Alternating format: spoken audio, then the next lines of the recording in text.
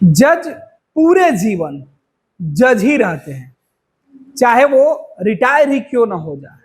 आम लोगों के लिए वो जज ही रह जाते हैं।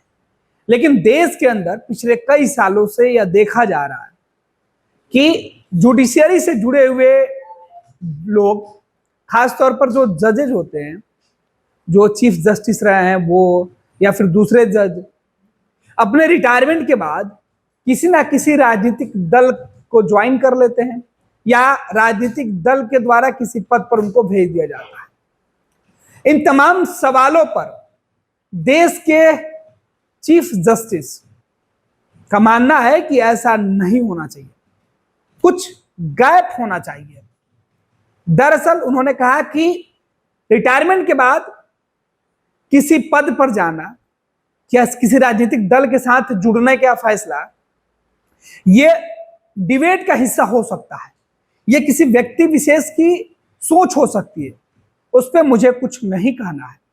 लेकिन सीजीआई चंद्रचूड़ को यह लग रहा है कि जो व्यक्ति जज के कुर्सी पर बैठा होता है, वो जब उस कुर्सी से उतरता है तो उसे अपने आचरण में, अपने व्यवहार में, समाज में वही छवि दिखानी होती है जो वो कुर्सी पर बैठकर बना चुका होता है। भारत की चीफ जस्टिस का पहला इंटरव्यू इस साल का एक अखबार ने लिया और उस अखबार के सवालों पर चीफ जस्टिस ने कई बिंदुओं पर प्रमुखता से अपनी बातें रखी।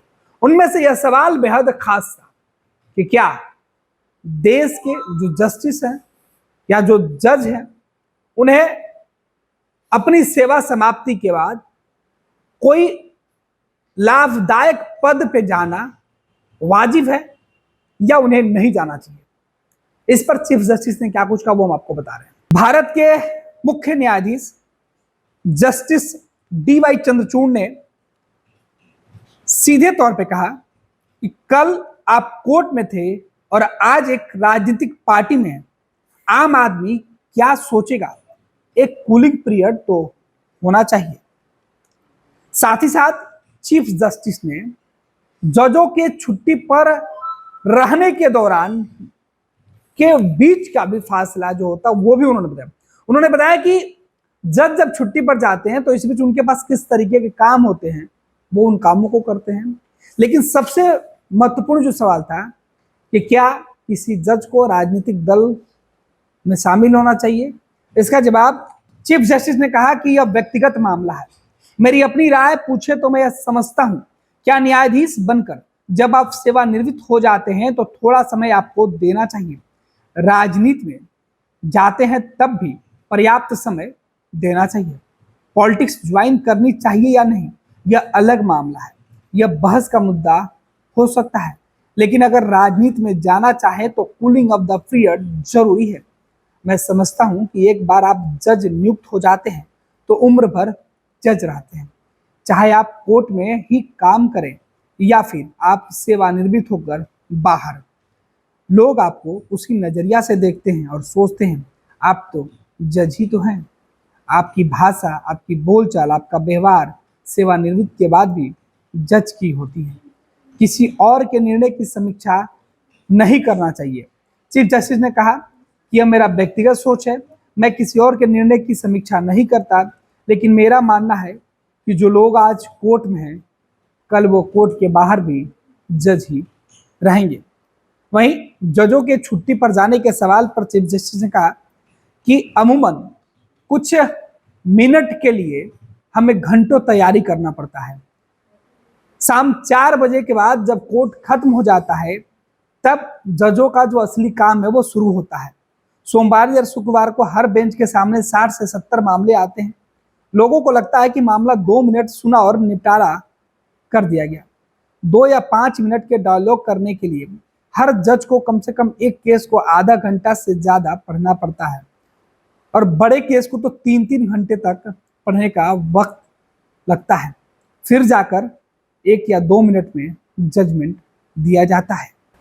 साथ ही साथ चीफ जस्टिस का यह भी मानना है कि जज जब छुट्टी पर जाते हैं तो उनके पास जो मुकदमे की फाइलें होती हैं उसको वो पढ़ते हैं और इसके लिए उन्हें वक्त चाहिए, तभी तो वो जजमेंट कर पाएंगे। तो देश के चीफ जस्टिस धनंजय यशवंत चंद्रचूड़ ने अपनी बातों में साफ कर दिया कि देश के जो जस्टिस होते हैं, जो चीफ जज होते हैं, उनके जीवन शैली, उनकी सोच बाकी जजों के लिए या जो कोर्ट में लंबे मुकदमे होते हैं उसके लिए कितने महत्वपूर्ण होते हैं।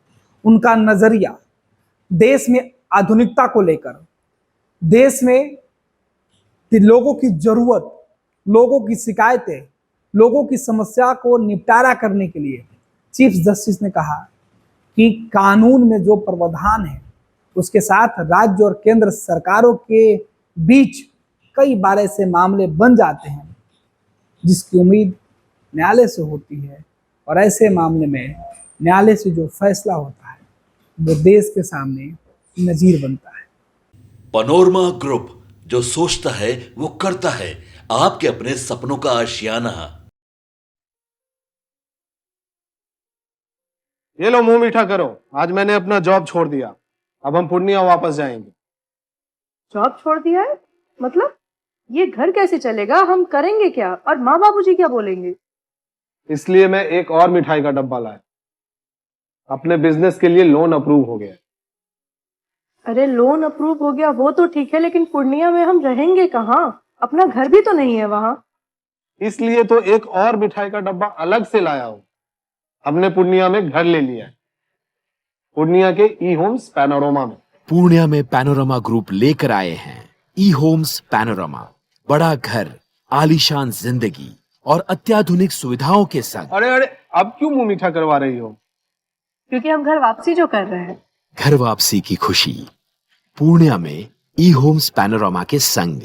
ई homes panorama, luxurious lifestyle redefined.